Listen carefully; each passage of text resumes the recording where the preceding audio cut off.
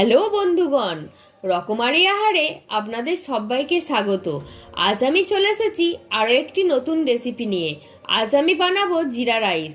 এই জিরা রাইস কিভাবে কম সময়ে এবং ঝরঝরে থাকবে সেটাই আপনাদের সঙ্গে শেয়ার করব। তাহলে চলুন রেসিপিটি শুরু করা যাক।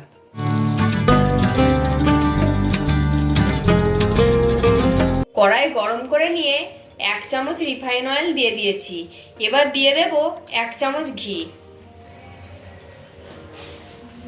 দিয়ে দেব গোটা জিরে।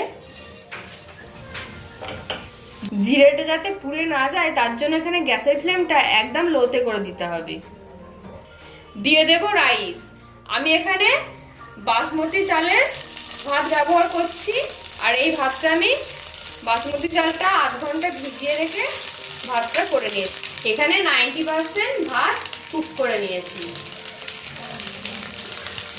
আর বাকি 10% এখানে ভাজতে ভাজতে কুক হয়ে যাবে। দিয়ে দেবো স্বাদ অনুযায়ী লবণ,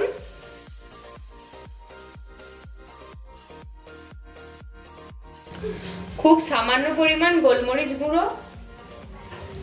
এই গোলমরিচ গুঁড়োটা আপনারা ব্যবহার করার চেষ্টা করবেন, কারণ এই গোলমরিচ গুঁড়ো দিলে এই জিরা রাইসের টেস্ট আরো বেড়ে যায়। এবার দিয়ে দেব খুবই সামান্য পরিমাণ চিনি, এটা টেস্টটা ব্যালেন্স করবে। সব শেষে দিয়ে দেব ধনেপাতা কুচি ও কাঁচা লঙ্কা কুচি। এখানে কাঁচা লঙ্কা কুচি আমি খুবই সামান্য পরিমাণ ব্যবহার করলাম। এবার ভালো করে নেড়েচেড়ে ফ্রাই করে নেব। এই কাজটা হালকা হাতে করতে হবে, নাহলে রাইসগুলো ভেঙে যাবে। গ্যাসের ফ্লেমটা মিডিয়ামে দিয়ে ভালো করে নেড়েচেড়ে ফ্রাই করে নিতে হবে।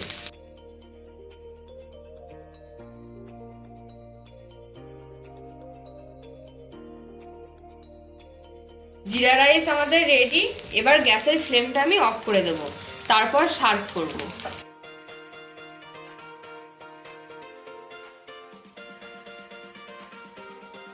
তাহলে বন্ধুরা দেখলেন তো কত সহজে এই জিরা রাইস আপনাদের বানিয়ে দেখালাম। আপনারাও বাড়িতে অবশ্যই ট্রাই করুন এবং কমেন্ট সেকশনে জানান আপনাদের কেমন লাগলো।